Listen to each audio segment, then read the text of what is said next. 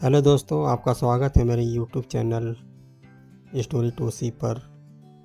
जैसा कि आप लोगों ने थंबनेल पर देखा ही होगा, दोस्तों इस कहानी के माध्यम से यह बताना चाहता हूँ कि एक माता पिता अपने बच्चों के लिए क्या क्या नहीं करते हैं, लेकिन बच्चे एक उम्र में आकर सब कुछ भूल जाते हैं और कहते हैं कि आपने मेरे लिए क्या किया है।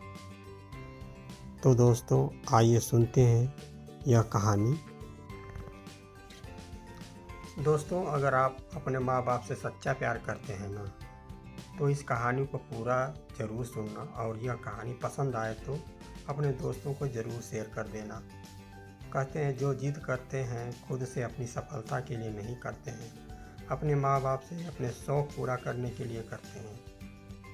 इसी तरह एक लड़के ने अपने पिता से कहा, पापा मुझे नया मोबाइल चाहिए।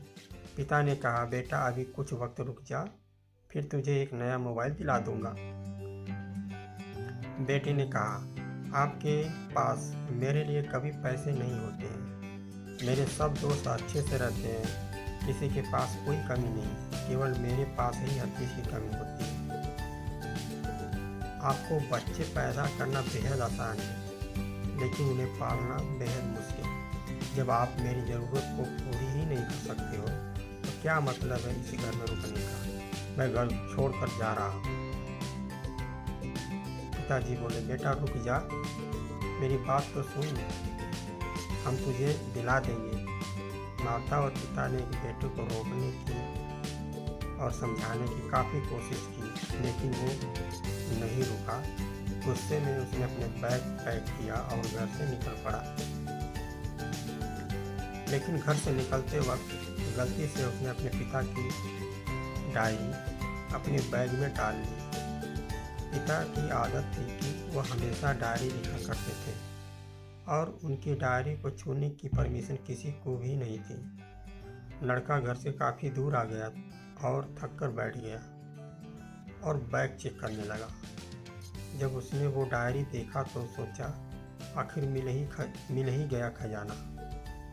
आज पता चल जाएगा कि मेरे पिताजी ने कहाँ कहाँ दौलत छुपा रखी है और उन्हें किन किन लोगों से पैसे लेने हैं, और सारा का सारा लेखा जोखा आज मुझे मिल ही गया। बेटा बहुत ही प्रसन्न हुआ उस डायरी को पाकर।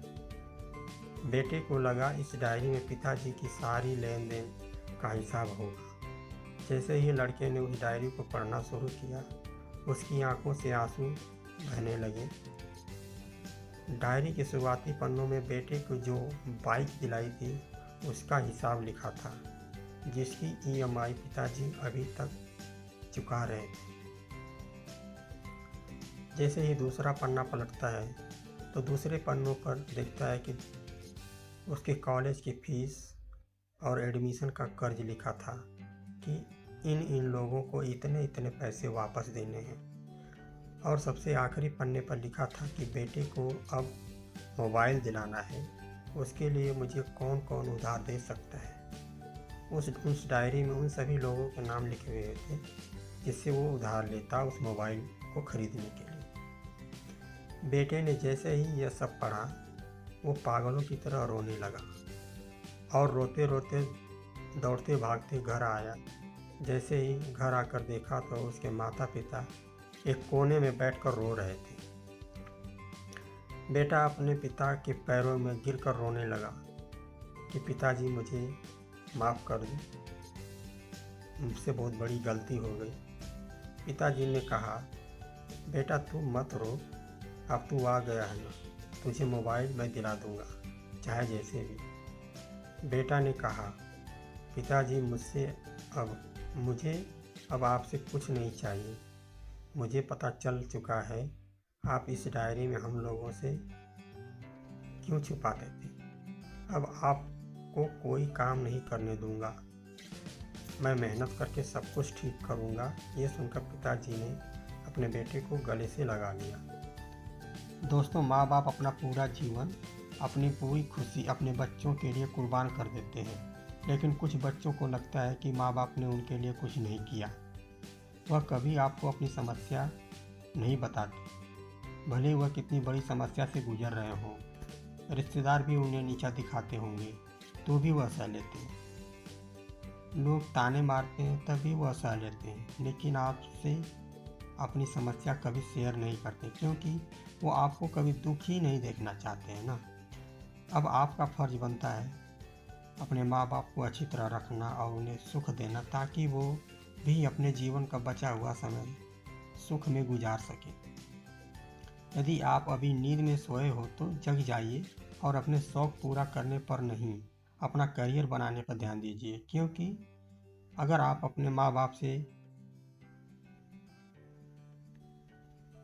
के रहते कुछ नहीं कर पाए तो बाद में आप सोने का महल भी बना लोगे ना, तो उसमें आपको कभी नींद नहीं आएगी।